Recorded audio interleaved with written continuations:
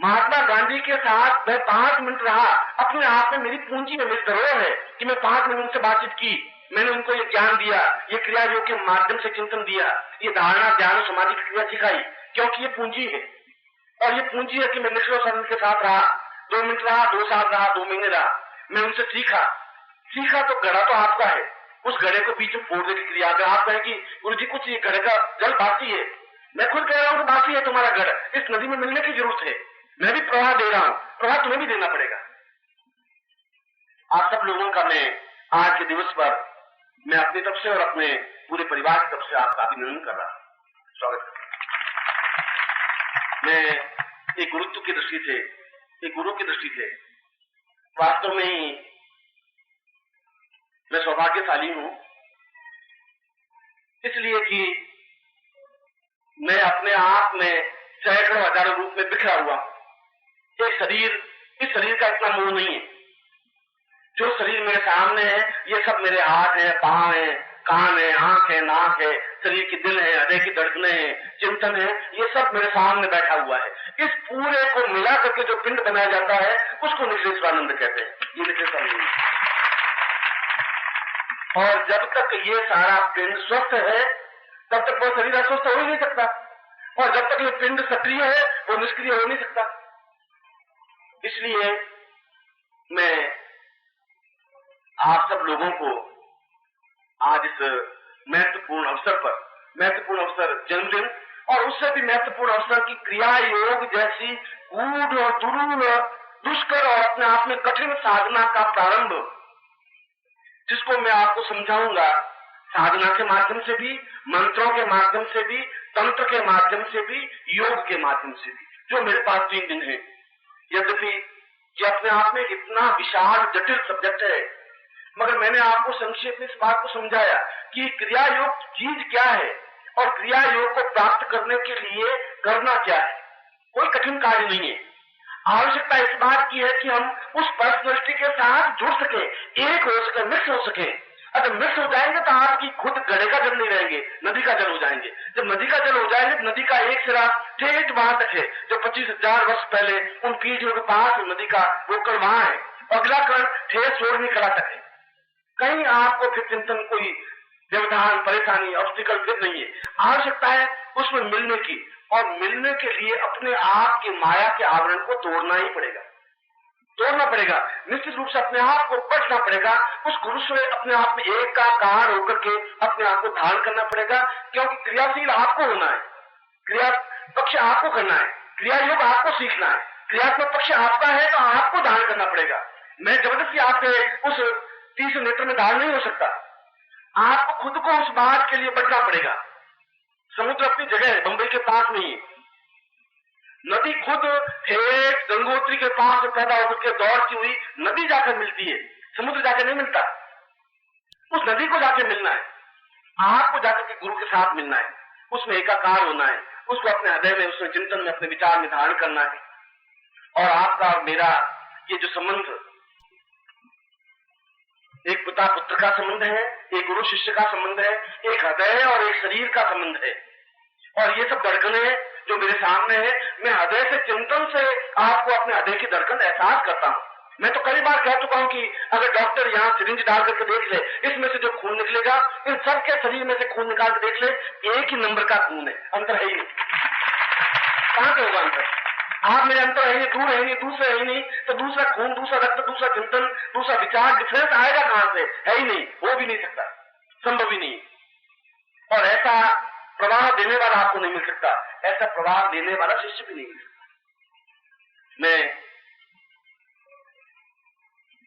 इस महत्वपूर्ण दिवस पर, शंकराचार्य विश्व पर, जो उस समय संक्रांति काल था, संक्रांति काल आज भी वैसा ही है, उसको बेचारे को बहुत परिश्रम करना पड़ा था, शायद उससे भी कई गुना ज्यादा मुझे परिश्रम करना पड़ रहा है। उसको इतना दुख, इतना टेंशन, इतना तनाव उसको नहीं भोगना पड़ा था जितना मुझे भोगना पड़ रहा है। उसके सामने भी एक सिद्धासन का एक रास्ता था, एक मार्गदर्शन था, उसको भी काम सौंपा गया था शंकराचार्य को।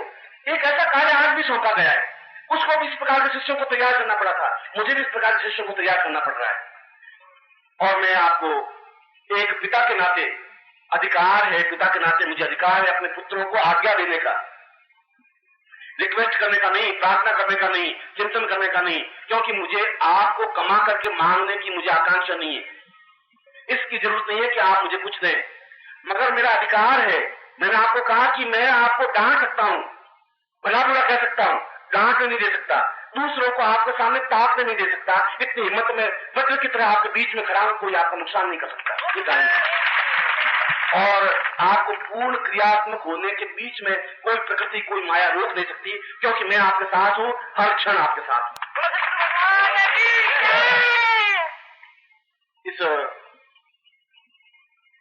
इस दिवस पर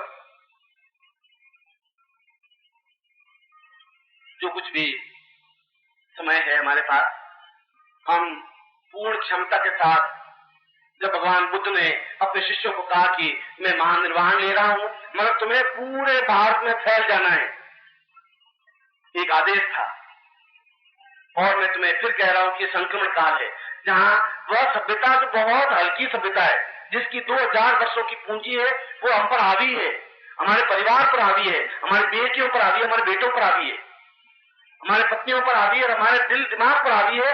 उसको धोना पड़ेगा, और धोने के लिए तुम्हें फैलना पड़ेगा, पूरे भारतवर्ष में फैलना पड़ेगा, और चुनौती के साथ खड़ा होना पड़ेगा उस सभ्यता के सामने जो तुम्हें ये कहते हैं मंत्र क्या होता है, तंत्र क्या होता है, योग क्या होता है, दर्शन क्या होता है। उनके बीच में दम होकर के खड़ा होना पड़ेगा कि मैं हूं, मैं जवाब देने के लिए सक्षम हूं। इतनी क्षमता आप में होनी चाहिए, और ये क्षमता आप में है, क्योंकि उनको यदि आप जवाब नहीं दे सकेंगे तो वो आप पे हावी होंगे। और कायरता के साथ जिंदा रहना कुत्ते की जिंदगी से ज्यादा घटिया नहीं हो सकता। कायरता के साथ जिंदा नहीं रहना है, जिंदा रहना दमखम के साथ, चुनौती के साथ, आप में अंगारे ला करके जिंदा रहना है।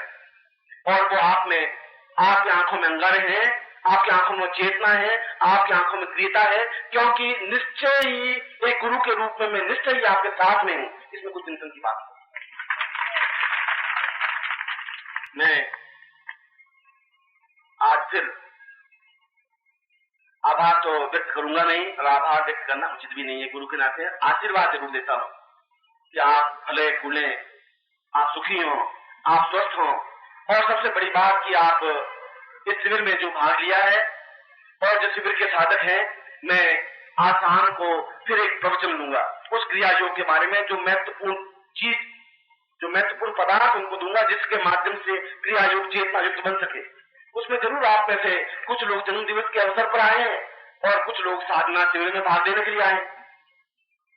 जो साधना शिविर में भाग लेने के लिए आए हैं, उनके प्रति मेरा उत्तरदायित्व है, मेरा कर्तव्य, मेरा धर्म है कि मैं उनको उन अलग तत्वों को दे सकूं जिसके माध्यम से वे जल सके, स्फोट की हो सके, पूर्ण सारे शरीर की इंद्रियां और पूरे 108 उनकी ज्ञान इंद्रियां जागृत हो सके। वो जागृत हो सकता है ज्ञान के माध्यम से, वो जागृत हो सकती है विचारों के माध्यम से, वो जागृत हो सकती है विशिष्ट पदार्थों के माध्यम से, और मैं वो विशिष्ट पदार्थ आपको निश्चय ही प्रदान करूंगा इन 3 दिनों के भीतर, जिसके माध्यम से आप खुद, मैंने तो केवल एक ग्रंथि के बारे में बताया है, बहुत हल्की थी। ग्रंथियां तो 108 है, और 108 ग्रंथियों से क्या क्या प्राप्त हो सकता है, उसको तो एक एहसास किया जा सकता है, चिंतन किया जा सकता है। आप सभी, अब आपको यहां से, क्योंकि गर्मी है, बहुत ज्यादा गर्मी है, चारों तरफ की राजस्थान है, मगर इससे भी ज्यादा गर्मी सोने को दी जाती है अगर मुकुट बनना है, और आंच उसके अंदर डाल दिया जाता है। मैं आपको उस विशिष्ट आंच तक पहुंचाने के लिए अभ्यास करवा रहा हूं, कोई घबराने की जरूरत नहीं है। शायद इससे ज्यादा गर्मी, इससे ज्यादा तेज, इससे ज्यादा जलन आपको सहन करनी पड़ेगी। उस तेज, उस आंच, उस गर्मी को, उस दुख को, उस एहसास को मैंने झेला है, एहसास किया है इस समाज में, देश में, और तिल तिल करके उस आंच को सहन करते हुए यहां पर बैठा हूं, और चुनौती के रूप में कहने की सामर्थ्य रखता हूं।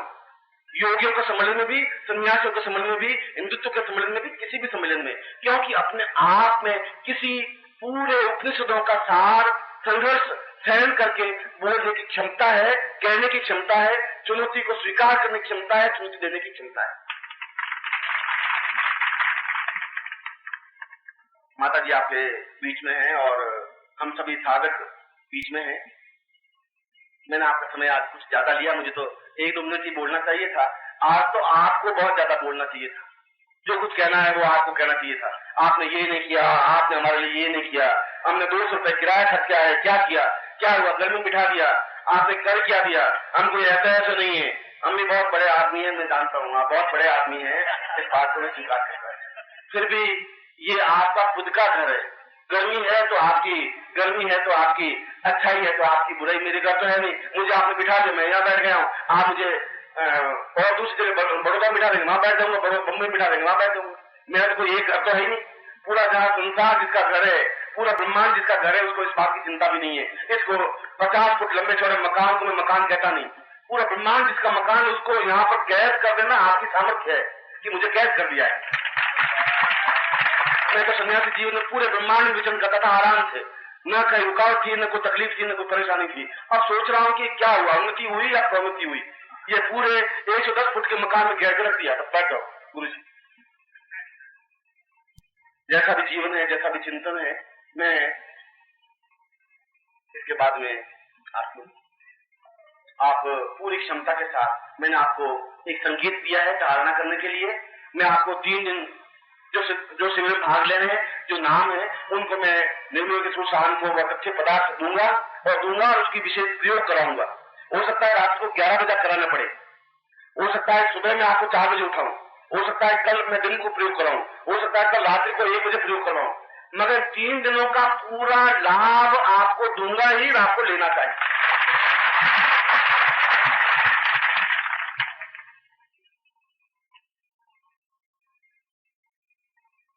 मैं जो मेरे सामने पूरा भारतवर्ष, बंगाल, बिहार, आसाम, यूपी, राजस्थान और दक्षिण गंगा, वो सब कुछ एक तरह से भारतवर्ष के नक्शे को देखना है। किसी को आकर के इसको देख सकता है। ये भारतवर्ष का प्रामाणिक नक्शा ये है, वो कागजों में का है, ये प्रामाणिक नक्शा है। और मैं आप लोगों को हृदय से आशीर्वाद दे रहा हूँ, पूरी क्षमता के साथ, अपने तपस्या के अंशों के साथ आपने आकर के जो कुछ मुझे सम्मान दिया, जो कुछ मुझे गौरव दिया, जो कुछ मुझे आपने महत्व दिया, मैं उसके लिए आपको अपनी पत्नी की तरफ से भी और अपने परिवार की तरफ से और मेरे सारे सन्यासी शिष्यों और गृह शिष्यों की तरफ से भी आपको हार्दिक आशीर्वाद दे रहा हूँ। आपके जीवन में पूर्णता हो, आपके जीवन में